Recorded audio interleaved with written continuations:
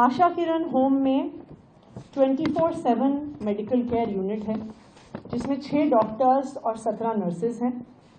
वहाँ पर full time care givers, जिनको हाउस आंटीज के नाम से जाना जाता है, 450 ऐसे केयर गिवर्स हैं जो 3 शिफ्ट्स में काम करते हैं। जो इस होम में इंटेलेक्चुअली चैलेंज पर्सन्स रहते हैं वो ज़्यादातर अबैंडन्ड डेस्टिट्यूट पर्सन्स हैं, जिनको कई बारी अलग अलग एजेंसीज, चाहे दिल्ली पुलिस हो, चाहे कोर्ट के माध्यम से, जिनको या मैजिस्ट्रेट्स डीएम्स के माध्यम से, जिनको अगर अबैंडन्ड और डेस्टिट्यूट पाया जाता है उनको होम में लाया जाता है।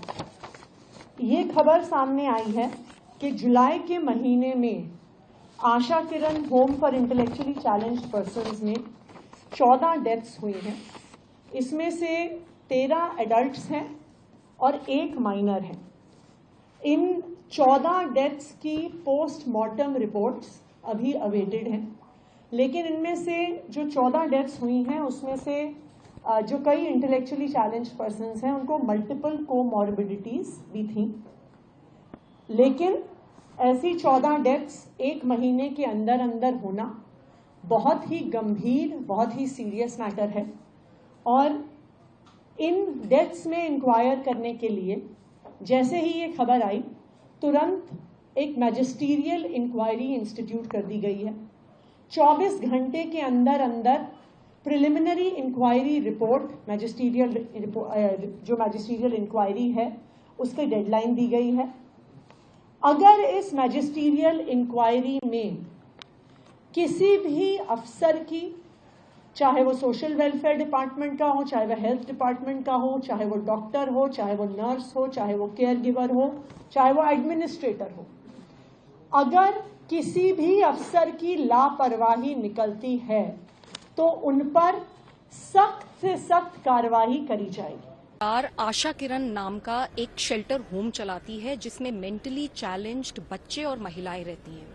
इस शेल्टर होम में पिछले 20 दिन में 13 मौतें हुई हैं रहस्यमय कारणों से। ये बहुत डराने वाली बात है और बहुत ही ज्यादा शर्मनाक है। मैं जब दिल्ली महिला आयोग की अध्यक्ष थी तब भी कुछ साल पहले इसी शेल्टर होम में 2 महीनों में 11 मौतें हुई थी। मैंने यहाँ जाकर इंस्पेक्शन किया था और मैंने बहुत बुरे हालात पाए थे। मैंने सरकार को रिपोर्ट भी दी थी।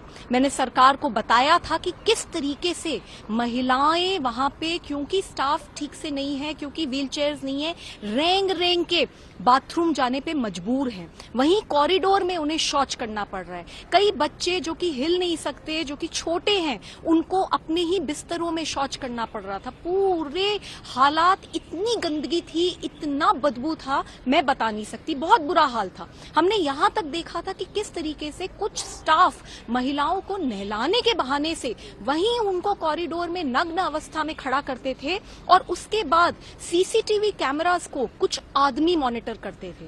डॉक्टर्स की कमी थी और साइकियाट्रिस्ट तो पूरे हफ्ते में एक बार आता था और वो भी कुछ घंटों के लिए। इतनी स्ट्रांग रिपोर्ट बना के हमने दिल्ली सरकार को दी, तब भी कुछ इंक्वायरी हुई थी लेकिन कार्यवाही कुछ नहीं हुई।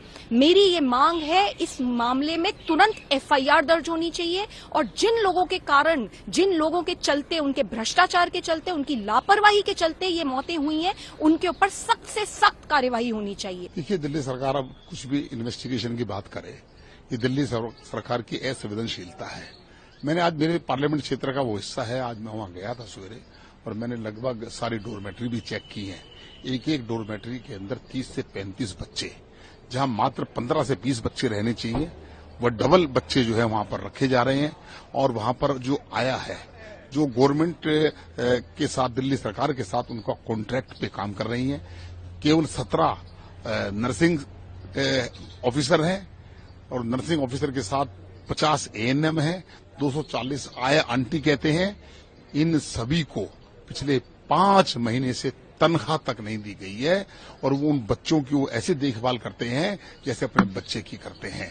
एक परिवार के अंदर किसी का व्यक्ति के अंदर कोई एक ऐसा बच्चा मंद बुद्धि का हो जाए, पूरा परिवार डिस्टर्ब हो जाता है। 35 बच्चों को 3 आया कैसे संभालती होंगी, और एक वो माँ के रूप में वो उनकी सेवा करती हैं। डायपर बदलना, शौचालय उनको कराना, उनको खाना खिलाना, हर प्रकार के बच्चे हैं वहां पर, बिल्कुल हैंडीकैप हैं जो बिल्कुल टॉयलेट में नहीं जा सकते।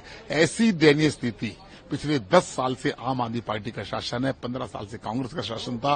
25-26 साल के अंदर इस शेल्टर होम में 500 से ज्यादा मंद बुद्धि के बच्चों को रखने का स्थान हो सकता है। ये स्थान अपर्याप्त है। इन्होंने कोई योजना नहीं बनाई, इनकी योजना सारी की सारी फेल है। पर्याप्त स्टाफ भी नहीं है, और जो नर्सिंग ऑफिसर जिसको नाम दिया गया है और उसकी सैलरी 17,000 रुपए है, वो डिप्लोमा होल्डर है। तो हमारा ये कहना है दिल्ली सरकार को, न्यायिक जांच भी हो जाएगी, लेकिन इन बच्चों के माता पिता कोई नहीं है। अगर इनके माता पिता होते तो दिल्ली में कोहराम मच जाता। केवल जांच कराने से नहीं होगा, सबसे पहले तो आदेश कीजिए कि उन जो वहां के जो लोग हैं उनको सैलरी मिले, और सैलरी में मानदंड और ज्यादा मिले, उनको और ज्यादा देना चाहिए कि उनकी सर्विस को देखते हुए। और अगर वो बैकआउट हो गए तो ये बच्चे जो है बहुत दयनीय हालत में आ जाएंगे। मानवीय तरीके से दिल्ली सरकार उन बच्चों को वहां रख रही है।